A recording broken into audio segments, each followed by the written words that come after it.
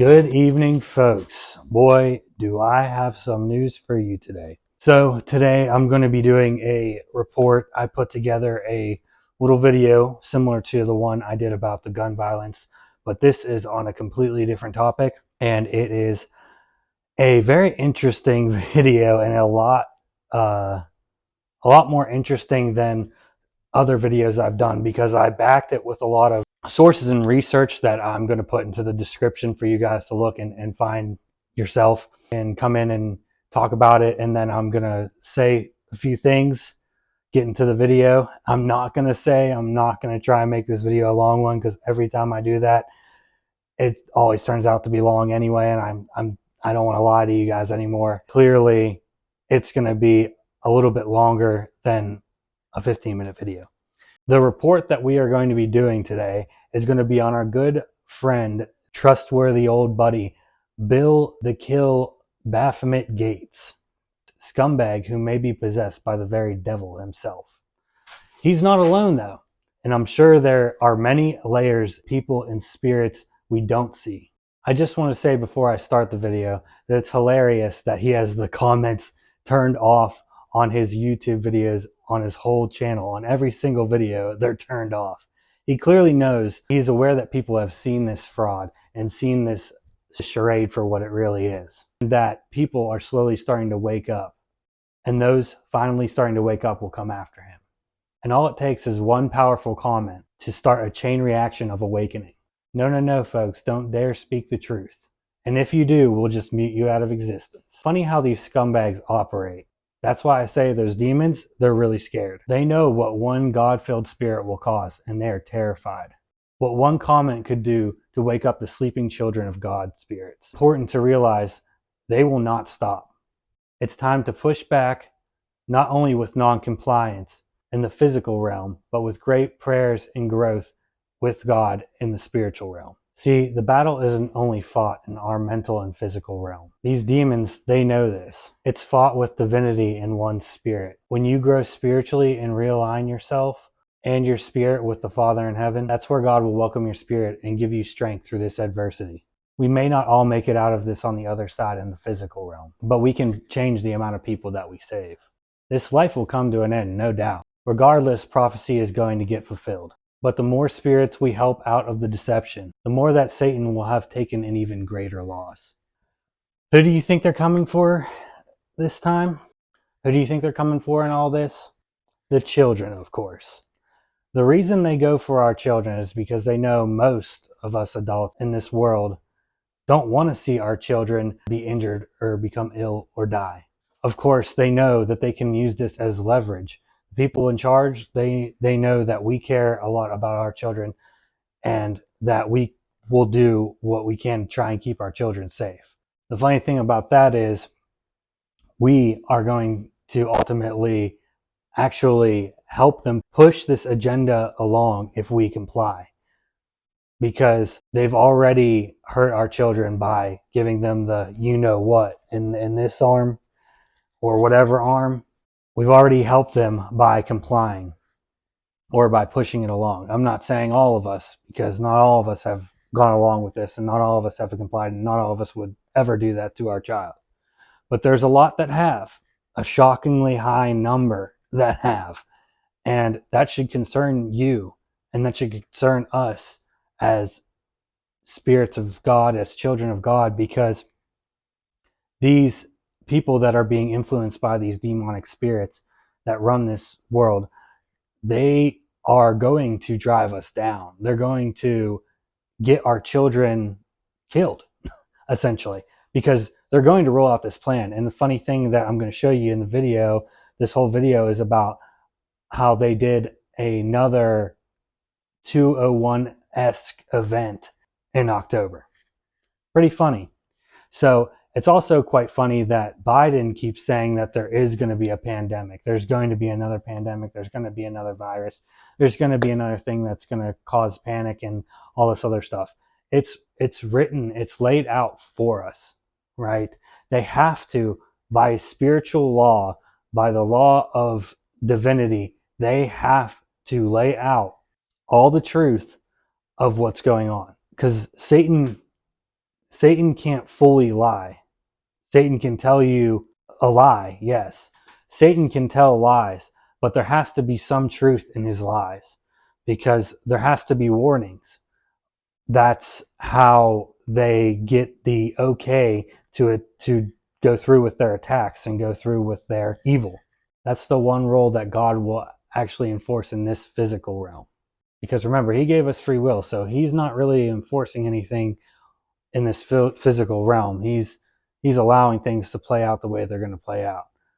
He controls the spiritual realm, which is way, way different. Can't explain any of the spiritual realm because I don't know anything about it. I've never been there. I've never experienced it. I experience spirituality and I experience talking to God and praying and such things that I do in practice. But I've never, myself, my spirit has never been back to where it came from. So I cannot speak on the spirit realm. That is who runs the spirit realm, is the creator, God. I don't want to get too much more into it. It's obvious.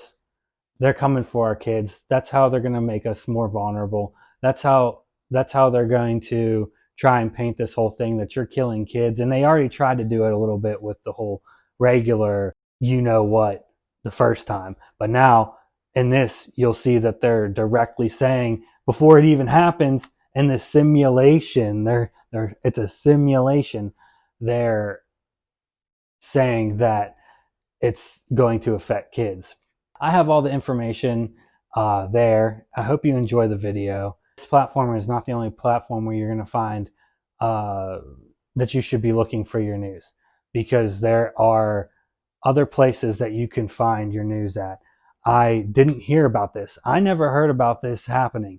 And it's funny because if you think about it, back in 2020, in like January, February, I don't think anybody heard about the whole Event 201 situation. I don't think that got out, or it didn't become known to me until I think probably 5 or 6 months after, which I already like knew something was up. But once you see something like that they actually had a plan and a simulation for the whole thing to begin with, then I already knew like this is exactly the kind of bullcrap they pull. I may have come late to the party. This may have been knowledge to everybody else as soon as the whole you know what started in March and all the lockdowns of like all that in 2020. Some people may have already seen that and known. I had not a clue. And I was still pretty involved in this whole truther movement, if you will. Don't like to use that term, but that's the best thing I can come up with at the moment. So the fact that they did the exact same situation with the exact same companies, same institutions, they had the same meeting this year, 2022, and what's going to happen is, and now Biden's saying that there's going to be another pandemic, and that they've been pushing that there's going to be another pandemic, and now they're pushing back these mask mandates and all these other things back onto the public, trying to condition us to get ready for what's coming next. If this stuff takes off in January, February, March, just remember what you're hearing right now in this video. This is all planned. People may die. People may not make it through, like I said, on the other side in this realm. That's not a part of the plan. Your life is not, your life being fulfilled, your life being lived all the way to you're decrepit and old. That's not always part of the plan. That's not always what God has in store for you. So that's not always what God has in store for any of us. So you need to realize that if this thing does happen, the only way that we are going to save ourselves some heartache and pain, which they need this agenda to play out to start this whole beast system, because I talked about in my last video about the CBDCs. They need this to work out. But we can create a whole nother system where we are left to our own devices. And that's fine by me. I don't want to be a part of this anymore. I don't want to be a part of this fake world where people judge your status off of how much money you make or what kind of car you drive, what kind of house you live in. I want to be judged off of my character, my moral character, and I want to raise my children the same. So that's what we have the opportunity to do by hearing this now and seeing the future play out before it even plays out, and getting ahead of it and realizing that if you are feeling like you think this is complete bullcrap and you're being stubborn and you don't want to listen and you just think I'm some kind of crazy jerk off that doesn't know anything, that's fine. You're entitled to think that. At least give it a watch to see that this is what they are telling you, that this is what Billy the Baphomet Gates is telling you is going to happen. Take the time, shed that prideful heart skin just for a second, and watch the video, because it is so eye-opening and it tells you a lot. It reveals a lot about what we've been going through, about what we're going to go through, about what they have planned for us to go through. So please, if you are feeling like you don't want to believe this, or you think that I'm just some kind of nutcase on the internet, once again, just a fringe guy on the internet just talking nonsense, I encourage you to at least watch this video about what they are trying to plan to do, or what their simulation is set up for, what they met about this October. Those people who believe in Satan and hate God and all this other stuff, there's no really hope for that. I mean, I pray for you, and I hope that you come to the other side and that you would watch this video and that you would open your heart a little bit. But we can't save everybody. That's just the way it happens. Like, I don't think we can save everybody. We can go out there with the attitude like we can save everybody, but in all reality, we have to realize you can't save everybody. You have to save that energy to bring the message to other people. With that, I'm pretty sure I've made this a ridiculously long video, so we'll just go ahead and get into the video. I hope you enjoy it. I hope it sends the right message. I hope you get a lot of knowledge out of it. So with all that, let's get to the video.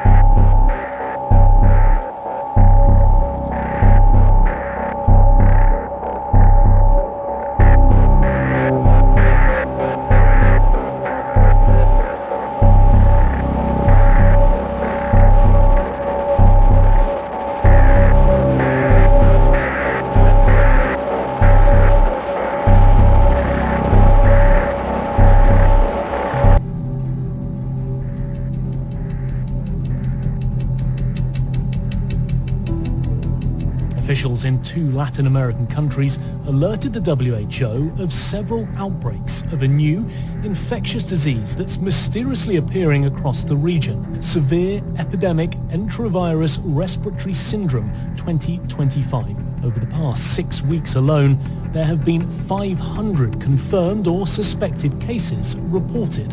The virus could cause a severe pandemic if early containment and mitigation efforts are not successful. The pandemic in this type of situation and trend would be a risk for the global health security. Pandemics are inherently political, financial, and so much broader. Spoken on the leadership in country. And I think that we need to be also very careful. We cannot decide a lot of things without the leaders be involved and agree on that. There is no substitute for national leadership. It's important to support the local response or the national response.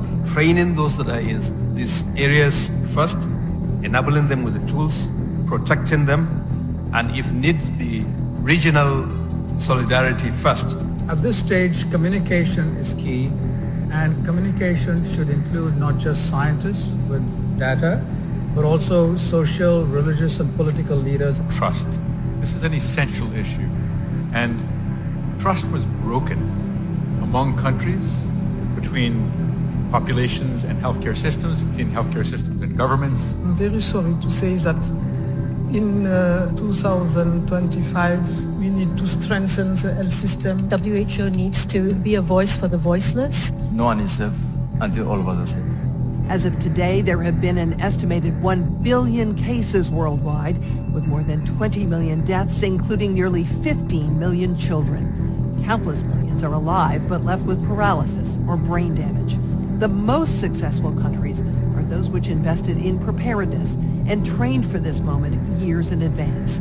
This included having full-time pandemic preparedness and response teams, which conducted detailed operational planning and routinely tested those plans through exercises and drills. If more countries had participated and heeded the guidance, the toll might have been much less.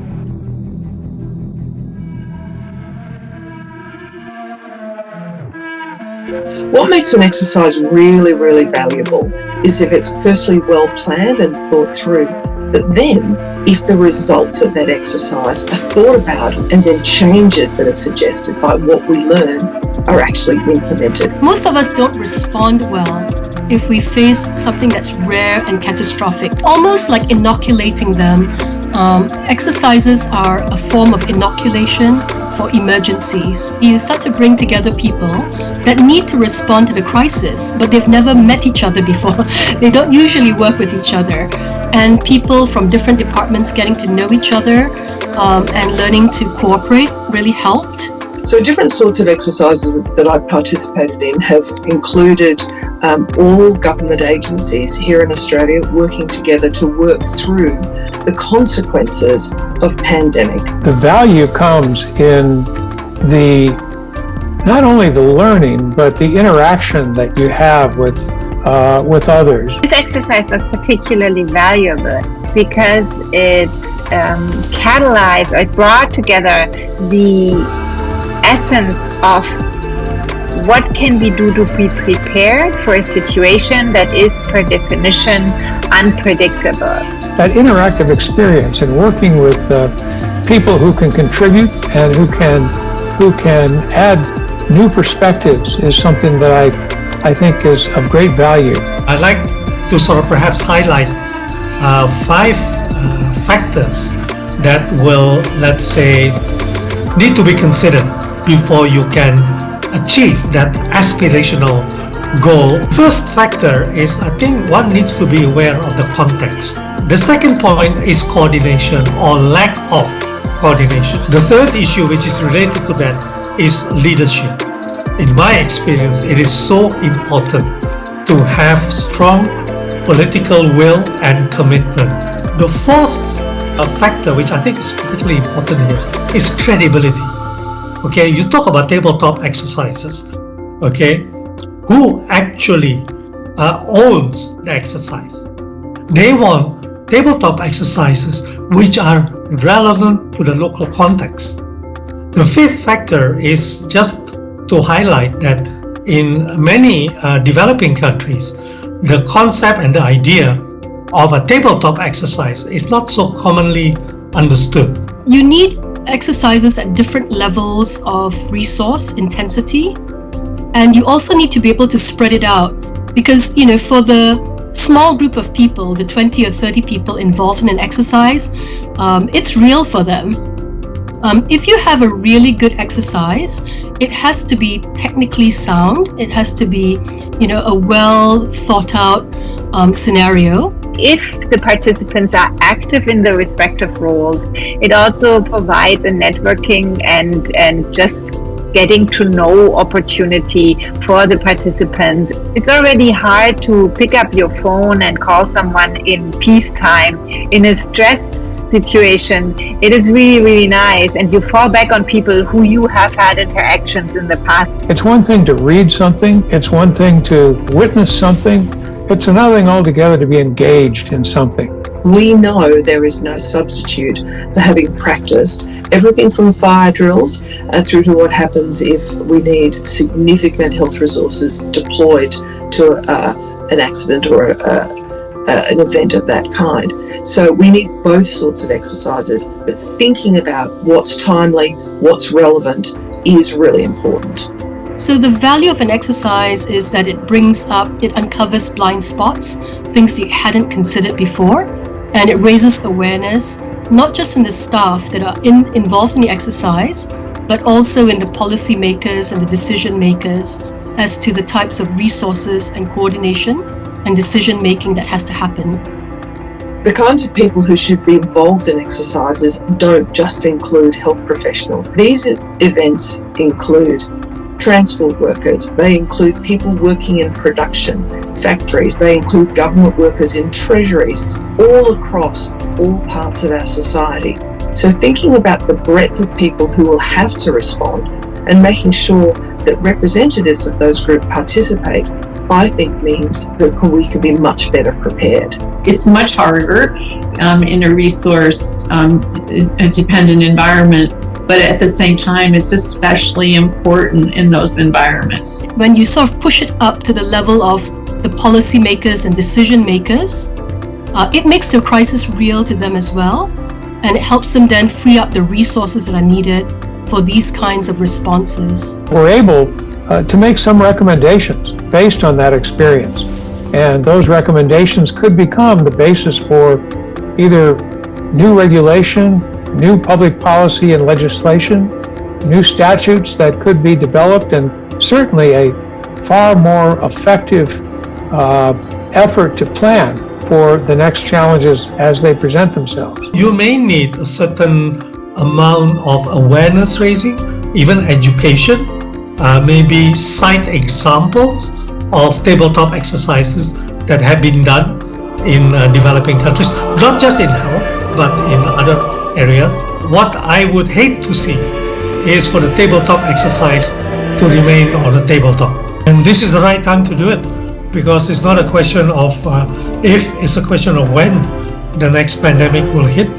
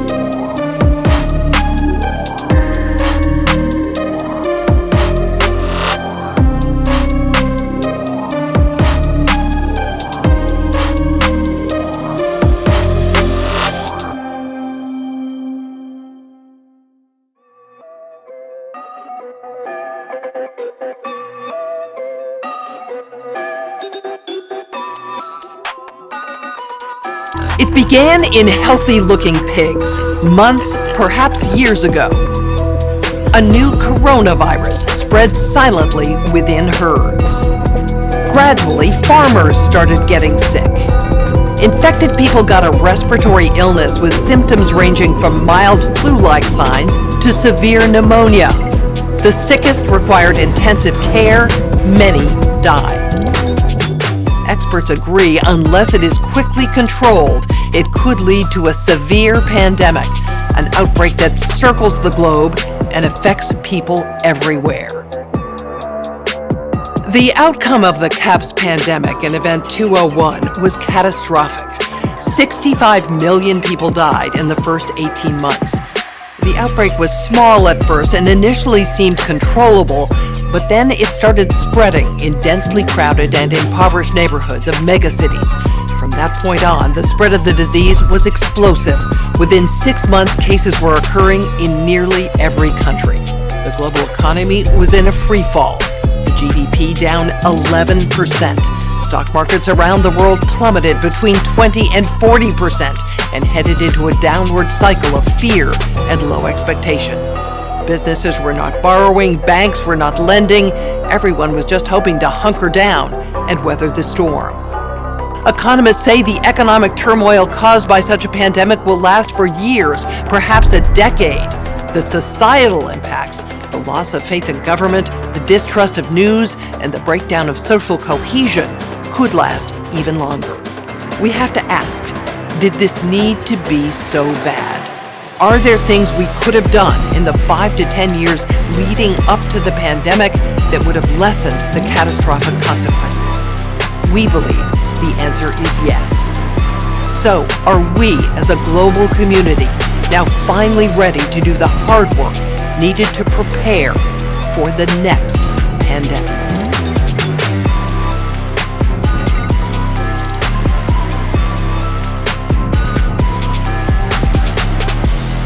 All right. Well, that's it. That's what I put together. Like I said, I hope that it helps some people realize what is being planned for us already. But I will do my best to give you the best content I can in the best way I know how to deliver the message of God. With that being said, I hope you all have a great weekend and go in peace.